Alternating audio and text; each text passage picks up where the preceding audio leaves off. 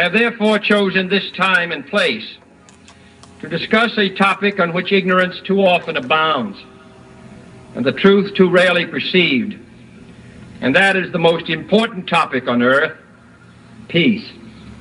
What kind of a peace do I mean, and what kind of a peace do we seek? Not a Pax Americana enforced on the world by American weapons of war, not the peace of the grave or the security of the slave. I am talking about genuine peace, the kind of peace that makes life on earth worth living, the kind that enables men and nations to grow and to hope and build a better life for their children. Not merely peace for Americans, but peace for all men and women. Not merely peace in our time, but peace in all time. I speak of peace because of the new face of war. Total war makes no sense in an age where great powers can maintain large and relatively invulnerable nuclear forces and refuse to surrender without resort to those forces. It makes no sense in an age where a single nuclear weapon contains almost 10 times the explosive force delivered by all the Allied air forces in the Second World War. It makes no sense in an age when the deadly poisons produced by a nuclear exchange would be carried by wind and water and soil and seed to the far corners of the globe and to generations yet unborn.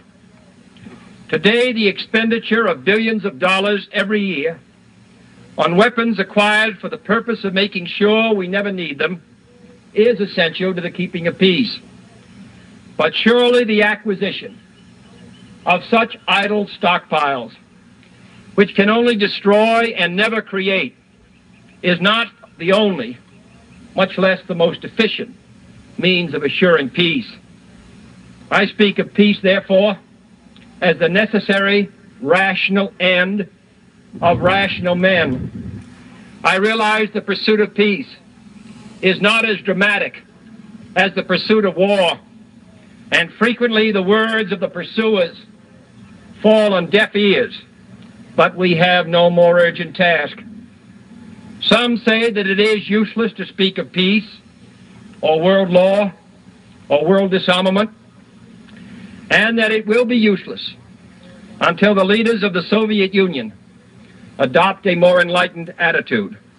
I hope they do. I believe we can help them do it. But I also believe that we must re-examine our own attitudes as individuals and as a nation, for our attitude is as essential as theirs. And every graduate of this school, every thoughtful citizen who despairs of war and wishes to bring peace should begin by looking inward, by examining his own attitude towards the possibilities of peace, towards the Soviet Union, towards the course of the Cold War, and towards freedom and peace here at home. First, examine our attitude towards peace itself.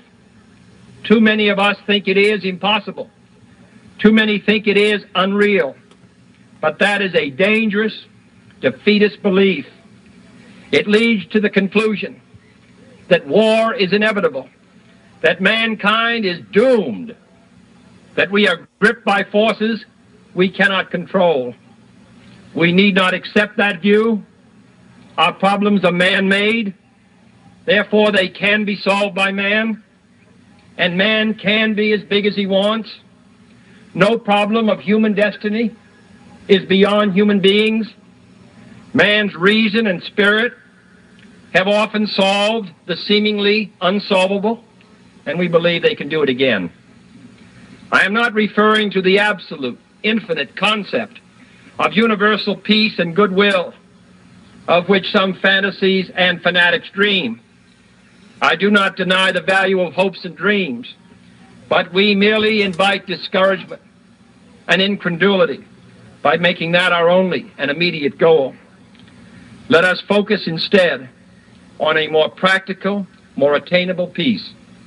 based not on a sudden revolution in human nature, but on a gradual evolution in human institutions, on a series of concrete actions and effective agreements which are in the interests of all concerned.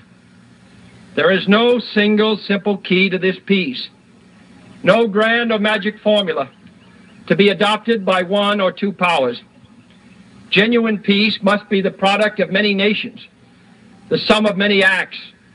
It must be dynamic, not static, changing to meet the challenge of each new generation. For peace is a process, a way of solving problems. With such a peace, there will still be quarrels and conflicting interests, as there are within families and nations. World peace, like community peace, does not require that each man love his neighbor. It requires only that they live together in mutual tolerance, submitting their disputes to a just and peaceful settlement. And history teaches us that enmities between nations, as between individuals, do not last forever. However fixed our likes and dislikes may seem, the tide of time and events will often bring surprising changes in the relations between nations and neighbors. So let us persevere. Peace need not be impractical, and war need not be inevitable.